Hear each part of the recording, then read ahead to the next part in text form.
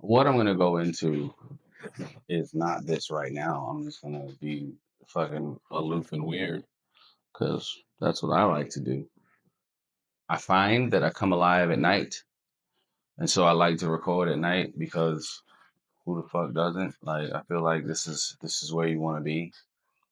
In the nighttime, it's the right time to record shit. So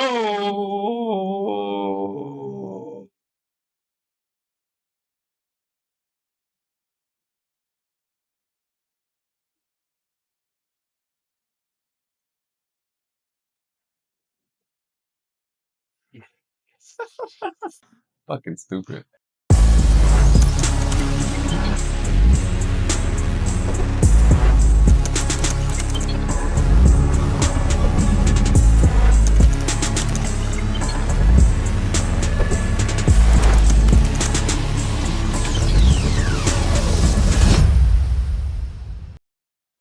Welcome to Transmissions from the Dark. My name is Carl Duncan. I am, and if you call me Carl in the streets, then you know me from this show, but you don't know me. People that know me call me something else. Or call me several other things, but it's neither here nor there. Some good, some bad. I'll take both. I earned it. Either way. But anyway, fuck it. Carl Duncan, creator of Dark Gear Comics. He is I and I am thou. Today we're talking about another title in the Dark Gear franchise. And it's called Magna. Now Magna is a bit of it has a feel to it. I remember when I was a kid and before we go to school, I used to have to go to my neighbor's house. They would drive us the rest of the way to school. So I would have breakfast with my neighbors. My mom couldn't take me to school because she had to be at work stupid early. But what they would have on would be the fucking Power Rangers. Every day we got to catch at least 2 episodes of the Power Rangers waiting to go to school. I used to love it. I would sit there, freaking eat my breakfast, watch the Red Ranger kick ass because that was my favorite until Tommy came along. Green Ranger goes hard. Yep. I want the Dragon Zord too. Oh, yeah, that flute sword. That used to bother me all the time. I was like, why would you fight with a musical instrument? And how it used to bother my brain so much. Power Rangers were freaking dope. The effects, the fighting, the Zords. Now, I come from an era of Voltron, and I mean all the Voltron and all the Robotech, okay? I am a mech kid through and through. Like, there's no ifs, ands, or maybes about it. I am a mech head, all right? Time out. Okay. So to see Voltron emulated in Power Rangers kind of bothered me a little bit as a youngster, and I was like, this is just Voltron, but they're different in a way, kind of, sort of, with live action. I've never seen it. Why didn't I have live action Voltron is my question. Why did we go to Power Rangers if we have Voltron already? Let's just stick the script and take the fan base and go with it. Like, let's go live action Voltron. Let's have a fucking movie. Nobody's doing a Voltron movie, which needs to happen. I don't know why you're not doing it, but guess who's going to try to get the rights to do it? This guy. So inspired by those things and being a mech head and being a person who loves that shit, I decided to make my own. So Magna is inspiration from that, but it's different. So it's always different. Everything from Dark Gear will be like something twisted. It'll be different or something turned on its head. It's not going to be your usual, right? All Dark Gear things are going to be a little twisted. So with Magna, I thought, what if we separated the kids that have these abilities, right?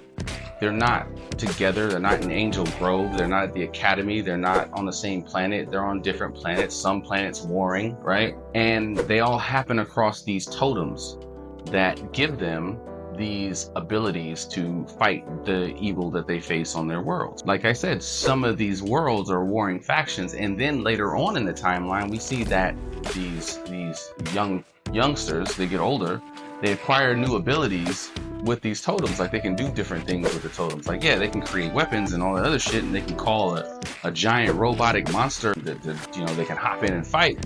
Great. But they can also, some of them can amass armies. Some of them some of them can change their beast that they can manifest into a giant robot, but only, it's not the giant robot, it's just a giant robot. And some of them can only just stay with their little beast Zord situation that they have, right? Because they're not well in tune with their totem. So, you have these different varying abilities and not that they can't, because they can. They can all do these same things. The issue that they run into is pretty much kind of will, belief,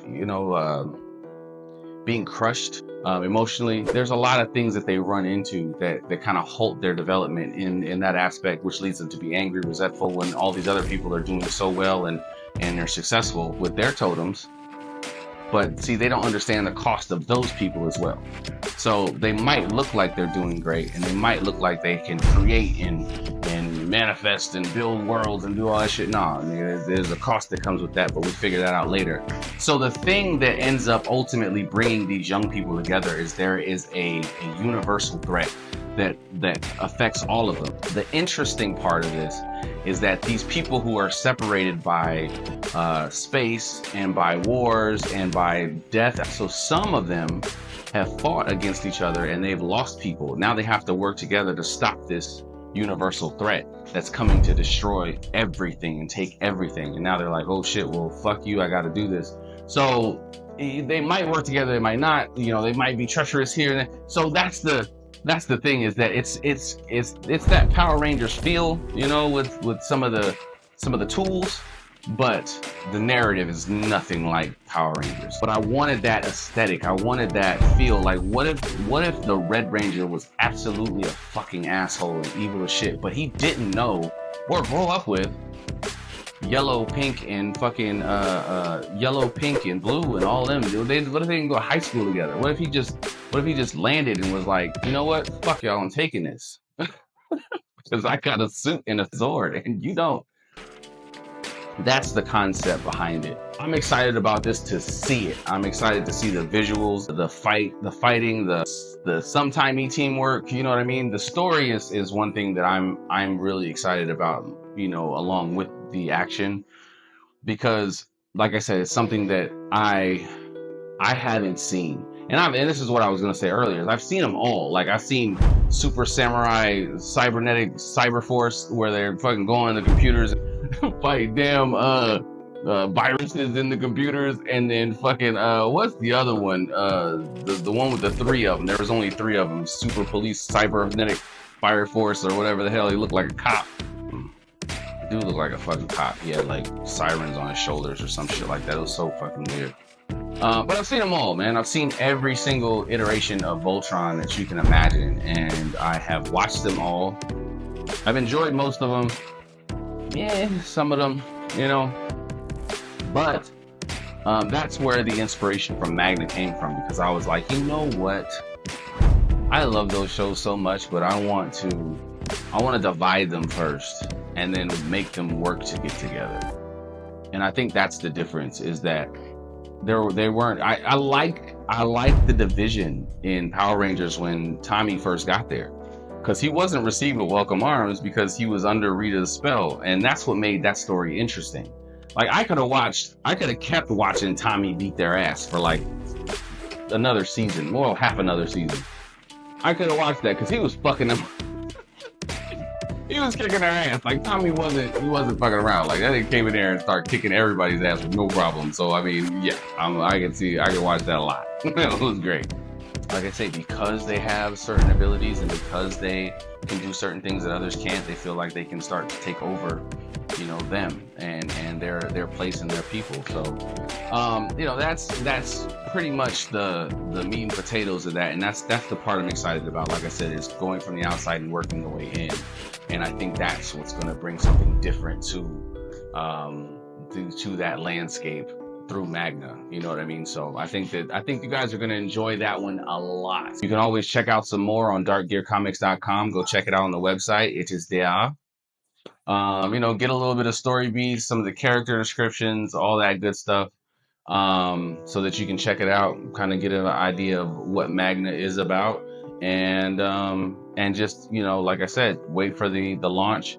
I haven't found an artist or a writer for this yet, but basically the story is sussed out. I just need those two things to come together. Writer, artist, we have Magna. And you know, it's kind of tough. I need a technical guy. I need somebody who can do what I'm looking at, because I have a lot of reference for Magna. A whole lot of reference for Magna. I think we're gonna make that happen. I think it's gonna be a beautiful thing when it does happen. So I'm excited about Magna. Absolutely. All right. Check it out. Like I said, go to darkgearcomics.com. Check it out. Go ahead and see. Like I said, get a little bit more of the story. Get a little taste of the story, a little feel for it. I need you to do 3 things, and that's like, share, and subscribe. Yep, 3 free things. Do that, please. I appreciate that. I always appreciate if you just do one of them. If you do all 3 on this video, Bratty Kitten, on this video, if you like, share, and subscribe, you'll get the first issue of Magna for free. On this video.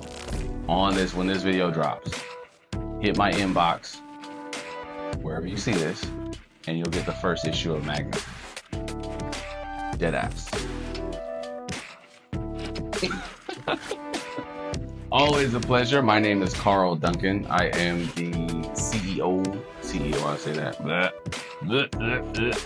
I am the creator of Dark Gear Comics.